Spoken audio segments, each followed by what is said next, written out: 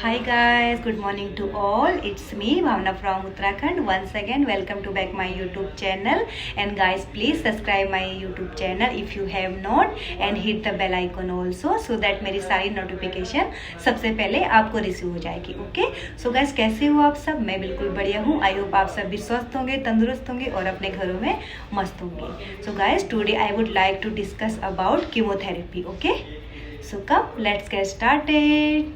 सो guys, जैसे कि मैंने आपको बताया था कि कीमोथेरेपी हम कैंसर पेशेंट को देते हैं. ठीक है, ये नॉर्मली कोई ऐसा पेनफुल या कोई ऐसी वाली कोई सर्जरी या कोई ऐसी काट फीट इंसिजन वगैरह कुछ भी नहीं है. ठीक है, कीमोथेरेपी बेसिकली जो ड्रग होती है कैंसर पेशेंट के लिए, जो भी मतलब कंसल्टेंट प्रिस्क्राइब करता है, जो भी उनका डायग्नोस है, जो भी उनकी डिजीज़ के अकॉर्डिंग जो भी ड्रग्स का ऑप्शन उनके लिए है, तो वो ड्रग हम मिक्स करते हैं. वो हमारे क्लिनिकल फार्मासिस्ट मिक्स करते हैं. प्रॉपर डोज है. सबसे पहले तो पेशेंट का हाइट और वेट लिया जाता है और फिर हाइट वेट के अकॉर्डिंग हम पेशेंट का BSA निकालते हैं. BSA होता है बॉडी सरफेस एरिया. ठीक है, देन उसी के अकॉर्डिंग जो पेशेंट की डोज बनती है तो वही करेक्ट डोज पेशेंट को दी जाती है. ठीक है, तो गाइस जैसे बहुत सारे लोगों ने बोला था कि यार कैंसर का जो ड्रग है, जो मतलब कीमोथेरेपी है, ये बहुत ज़्यादा हार्मफुल रहता है, बहुत ज़्यादा पेनफुल रहता है, बहुत ज़्यादा साइड इफ़ेक्ट रहता है, तो क्या हमें ये मतलब लगानी चाहिए? सो इस दौरान पेशेंट को loss of appetite, loss of weight, ये सारी चीज़ें जो है होती रहती है. तो हमें साइड इफ़ेक्ट और बेनिफिट दोनों के बारे में सोच के चलना है, दोनों को बैलेंस करके चलना है. ठीक है, अगर बेनिफिट्स उसके यहाँ हैं तो साइड इफ़ेक्ट्स के यहाँ होते हैं. ठीक है, अगर हम दोनों चीज़ों को साथ में लेके चलेंगे तो it will be very beneficial for patient. Okay so guys, second चीज़ जो होती है हमारी, जैसे फीवर आ जाता है, ठीक है, और कोई सेप्सिस हो जाता है, कोई इन्फेक्शन हो जाता है, तो इन सब केसेस में हमें इमीडिएटली हॉस्पिटल पहुंचना है और डॉक्टर से कंसल्ट करना है सो दैट वो टाइमली हमारी एंटीबायोटिक स्टार्ट कर सके और यह एक जानलेवा बनने से इसको रोक सके. ठीक है, तो इन सब चीज़ों को आपको बहुत ज़्यादा ध्यान रखना होता है ड्यूरिंग कीमोथेरेपी. ओके, और जैसे कि मैंने अपने आप को रिसेंटली एक वीडियो में बताया था, जो ब्लड कैंसर में हम जो कीमोथेरेपी देते हैं तो उसके दौरान हमने पेशेंट को क्लोज मॉनिटर के लिए रखना होता है 1 to 2 वीक के लिए. तो गाइस, वो कुछ ब्लड कैंसर के जो पेशेंट्स होते हैं वो उन्हीं केसेस में होता है.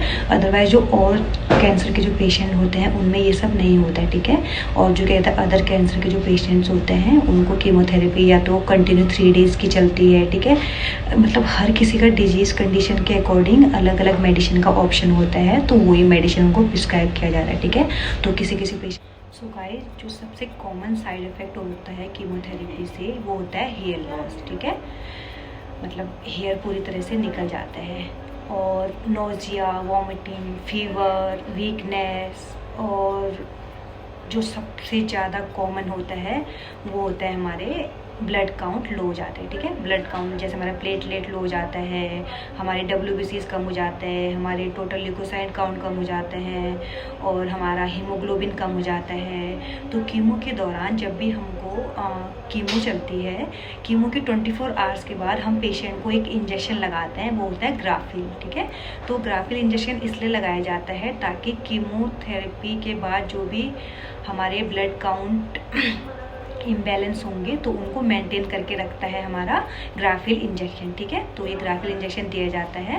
ठीक है, as per patient condition and as per patient need. Okay so और फीवर जैसे हमको होता है, कॉन्स्टिपेशन हो सकती है बॉडी, डिहाइड्रेट हो सकती है बॉडी. ठीक है, तो इन सब केसों में हमें क्या करना होता है, जैसे ही हमको ये सारे सिम्टम्स होते हैं, अगर हमने तुरंत मतलब डॉक्टर से कंसल्ट नहीं किया या हम तुरंत मतलब हॉस्पिटल नहीं पहुंचे, हमने प्रॉपर उनकी इंस्ट्रक्शन फॉलो नहीं करी, तो ये बहुत ज़्यादा जानलेवा भी बन सकती है. ठीक है, तो अब आप लोग बोलेंगे कि कीमोथेरेपी के बाद मतलब इतने सारे साइड इफ़ेक्ट क्यों होते हैं, मतलब बॉडी में इतनी ज़्यादा वीकनेस क्यों होती है. ठीक है, तो गाइस, जो कीमोथेरेपी ड्रग होते हैं ना, वो बेसिकली यूज़ करते हैं जो कैंसर सेल होते हैं बॉडी में, उनको डैमेज करने के लिए. ठीक है, तो ये कैंसर सेल को तो डैमेज करती है और साथ के साथ हमारे जो हेल्दी सेल होते हैं उनको भी डैमेज करते हैं, जिस वजह से हमारा पूरा पूरे बॉडी का इम्यून सिस्टम जो है वीक हो जाता है, ठीक है। पूरे बॉडी में इफेक्ट पड़ता है इन सब चीज़ों का, इसीलिए बॉडी बहुत ज़्यादा मतलब वीक हो जाती है, ठीक है। और इस टाइम पे बिल्कुल भी खाने को मन नहीं करता है। सो इस दौरान पेशेंट को loss of appetite, loss of weight, ये सारी चीज़ें जो है होती रहती है। तो हमें साइड इफ़ेक्ट और बेनिफिट दोनों के बारे में सोच के चलना है, दोनों को बैलेंस करके चलना है, ठीक है। अगर बेनिफिट्स उसके यहाँ हैं तो साइड इफ़ेक्ट उसके यहाँ होते हैं, ठीक है। अगर हम दोनों चीज़ों को साथ में लेके चलेंगे तो it will be very beneficial for patient, okay. So guys, second चीज़ जो होती है हमारी, जैसे फीवर आ जाता है, ठीक है, और कोई सेप्सिस हो जाता है, कोई इन्फेक्शन हो जाता है, तो इन सब केसेस में हमें इमीडिएटली हॉस्पिटल पहुंचना है और डॉक्टर से कंसल्ट करना है, सो दैट वो टाइमली हमारी एंटीबायोटिक स्टार्ट कर सके और यह एक जानलेवा बनने से इसको रोक सके, ठीक है। तो इन सब चीज़ों को आपको बहुत ज़्यादा ध्यान रखना होता है ड्यूरिंग कीमोथेरेपी, ओके। और जैसे कि मैंने अपने आप को रिसेंटली एक वीडियो में बताया था, जो ब्लड कैंसर में हम जो कीमोथेरेपी देते हैं तो उसके दौरान हमने पेशेंट को क्लोज मॉनिटर के लिए रखना होता है 1 to 2 वीक के लिए। तो गाइस, वो कुछ ब्लड कैंसर के जो पेशेंट्स होते हैं वो उन्हीं केसेस में होता है, अदरवाइज जो और कैंसर के जो पेशेंट होते हैं उनमें ये सब नहीं होता है, ठीक है। और जो कहता है अदर कैंसर के जो पेशेंट्स होते हैं उनको कीमोथेरेपी या तो कंटिन्यू 3 डेज़ की चलती है, ठीक है। मतलब हर किसी का डिजीज़ कंडीशन के अकॉर्डिंग अलग अलग मेडिसिन का ऑप्शन होता है, तो वही मेडिसिन उनको प्रिस्क्राइब किया जा रहा है, ठीक है। तो किसी वजह से इनमें से बहुत टाइप के पेशेंट्स आते हैं, जैसे हर किसी का डायग्नोस अलग अलग होता है, हर किसी के डायग्नोस और डिजीज़ कंडीशन के अकॉर्डिंग उनको वही मेडिसिन जो है, जो भी ऑप्शन होता है उनके लिए वो प्रिस्क्राइब किया जाता है। और हर किसी का मेडिसिन का टाइमिंग, ड्यूरेशन सब कुछ अलग होता है, ठीक है। जैसे किसी को अगर 3 डेज़ तक कंटिन्यू कीमोथेरेपी चलेगी तो किसी का 2 डेज़ का होता है, ठीक है। और किसी का 46 आवर्स का होता है, और किसी का 5 डेज़ का होता है, किसी का 24 आवर्स का होता है, और किसी का बहुत शॉर्ट होता है, ओनली 3 to 4 आवर्स का। जैसे जो है हमारे पास ना यहाँ 2 टाइप के पेशेंट आते हैं, एक तो हमारे पास वार्ड में आता है और एक डे केयर में आता है, ठीक है। तो जो डे केयर में हमारे पास जो पेशेंट आते हैं वो शॉर्ट कीमो के लिए आते हैं, ठीक है।